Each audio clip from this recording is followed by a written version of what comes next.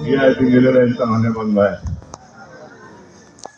bantwana bakaNkulunkulu, siyabonga ukuthola leli thuba lokuthi sikwazi ukufakaza nathi sikhokhe inkomo kaShemba ukuthi wasidonsa ebunzimeni la sasikhona. Silapha-ke bantwana bakaNkulunkulu sizoqhathulula amazenze Nkosi, sizoqhathulula konke ukungcola ebesikwenza kuleli weekend yonke, ngoba uzazi wenza okuhle noma ungenzi okuhle. Njengoba sizela sizovuselelana. ngokukholwa ukuthi ekukholweni kwethu sazi sihamba kahle noma sihambi kahle. Kunendoda eyayiganywe omama ababili. Le ndoda yayithi mayenza umsebenzi wenzele ekhaya unkosikazi omncane ngoba naye ithathwe uthando bantwana bakaNkulunkulu liyamphamukisa umuntu endleleni oyazi, akhohlwe umama omdala ayemthathile. Leyo ndoda yahamba yenze imisebenzi mayenza iyenzele ekhaya kwamama omncane. Yakhohlwa ukuthi ngelinye ilanga likhona usuku lokufa liyofika kuyona. Yamkhohlwa loya mama loya omdala. Yaze yadlula emhlabeni le ndoda ilokuyenza le. Uthe undodana ke sithi ukwenza umsebenzi wayo inkosi indoda le ekhaya. Wasiyacabanga umfana ukuthi cha ufune ngihambe ngiyobikela umamkhulu. Ngenzi into kade kwenza ubaba. Ngoba ubaba bengasambikeli umamkhulu noma enza umsebenzi lapha mamncane. Umamkhulu lo mayimbikela umfana ethi cha ngifuna ukwenza umsebenzi kababa mama. Bathatha isagila umama ashayela umfana ngaso. Athi suka la. Angifuni ukukhuluma indaba kayihlo ngoba uyihlo engasanginaki. Lento yenzeka washaya umfana lo ngesagila sikayise. Wazwa ukugula umfana wafike lokugula. Ngenxa yaleli nceba lela ashawo umamkhulu. Wazwa adlule emhlabeni lomfana. Thema yafika ngale uyise uboshiwe ngamacala ayewenza ekhaya. Ngoba wayeseyibona yena uNkulunkulu ekhaya lo baba bakhe.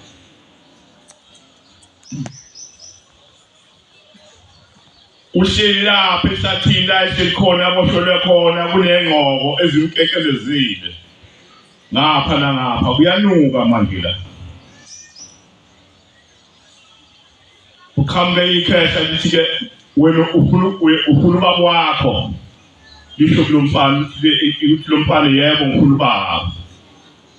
Ungakwazi ukumkhulula uyihlo la esimbophe khona njengoba samthola ukuthi unamacala. Njengoba engasamnakile umamkhulu wakhe inkosikazi wakhe omdala. Uthi lo mfana angazi ngazama bese kuqhamuka ke abasekhawonina bathawo mkhulu uma ungahle usho inani lenkomo angayikhokha ngokuthi ukhululeke uyise wakhe singamlekelela. Lithi ikhehla ke ufuna inkomo eziwu-10 uzakhululeke ubaba. Bathi ke labasekhawonina siza uma ebuyisela emhlabeni umfana sizomenza akathola umsebenzi akwazi ukukhokha lezi nkomo. Nangampela wabuyisela emhlabeni wavuka lo mfana athi sefile. Ngoba konke lokhu kwenzeka nje ngamaminithi amancane kakhulu kabi edlulile emhlabeni. Wabe sebuyisela emhlabeni ke wabe sewuthola nomsebenzi njengoba behilo laba abasekhawonini bathi sokufunela umsebenzi uthola ukwazi ukukhokha lezi nkomo. Wayikhokha lezi nkomo ke wabika ukuthi nazi inkomo ke ebeliphu obuyifunile wena mkhulu. Wakwazi ukuphumelela ecaleni uyise.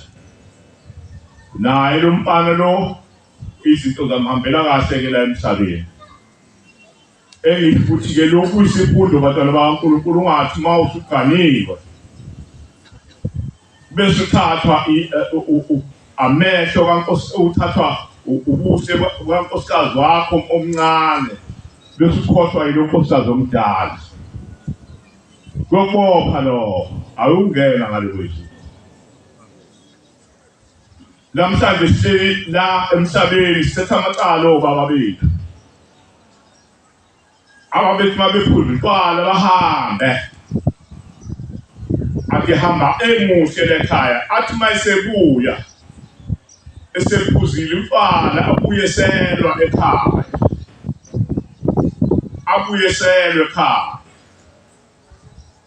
esithi imfazi vula la akuwona wakho lo muzi baboshiwe ngani sithi amacala abo nje manje ngoba babona okwakungelutho ukuthi kwakuyinto engelutho ukuthi umuntu ukuthi nxe kuyena umthuke ngentamba ukuthi nxe kuyicala ngale kwenzani ukuthi nxe nje umuntu kuyicala awangabuyisana naye lo muntu la emhlabeni ligeze lokukhuluma kwakho kuyicala ngale kwenzani baboshiwe baba bethu abangenile emndenini thela amacala abo namhlanje siyahlupheka asinalutho ngenxa yamacala athi uzopanisha akupanishela ukuthi wena awufuni ukumlalela uma efika ekhaya ethi uzokhuluma nawe wena uyivulela iredo wena uyishayela i-TV udlala i-TV yena yafuna ukungena lekhaya uzokhuluma nawe wazi ukungena lekhaya uzokhuluma nawe ngoba wena uvulela i-TV ubuka i-TV akube nesikhathi bantwana bakaNkulunkulu osenzayo ebusuku sikhule kulelizwe umuntu bebalwa abantu ekhaya ukuthi sebephelele abantu ebusuku ekhaya umuntu angavunyelwa ukubuya ebusuku ekhaya ngoba kufanelelwana ithiwa uzohlangana nabantu ongafanele uhlangane nabo ngoba kusesona isikhathi sakho isikhathi sasebusuku mina-ke ngidedela iy'ngane zenu hamba ubusuku bonke izibuye ebusuku izongena la ekhaya semkhohliweni lawa abahamba ukuthi ibona isikhathi sabo phelele lesi mina-ke ngihamba nenhlanhla ngoba wahamba umamncane emhlabeni wathi mayebuya wabuya wathi ngiyivuleleni iredo lekhaya kwakusewu-8 ebusuku wathi asimhluphi thina nathi ngesikhathi sethu sasemini yini nina nesihluphi ngesikhathi sethu sasebusuku hamba la ngifuna izinto ezazenziwa engangizenza la angisayitholi sinashintsha zonke izinto ngiyacela-ke ngithi la ekhaya iredi ingavulwa kusukela ngo-9 avalwe yonke into ama-TV yonke into ayivalwe ingasasebenza ngoba sosuke isikhathi sethu nami isikhathi senu sasemini asimhluphi ngaso isihluphelani nina nehlale nyuke ebusuku ngingasicabangeli thina ukuthi siyabuya phela size emzini yethu bantwana bakaNkulunkulu asiqapheleni into zosifake esibhokweni silapha nje sizogqiba amacala esiwenzile ethu-ke thina esiphilayo sizolungisa iy'nhliziyo zethu ukuthi singaphambuki